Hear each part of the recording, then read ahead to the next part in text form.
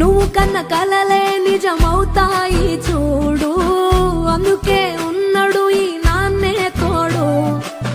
దశరథ మహారాజే నాన్నై పుట్టాడు, నువ్వు రాముడంత ఎదగరనేడు. చరితలు ఎన్నడు చూడని మమతల గూడే వీధిరో, సంపద అంటే ఏదో కాదురో, ఇంతకు మించి అది లేదురో. రేలా రేలా రేలా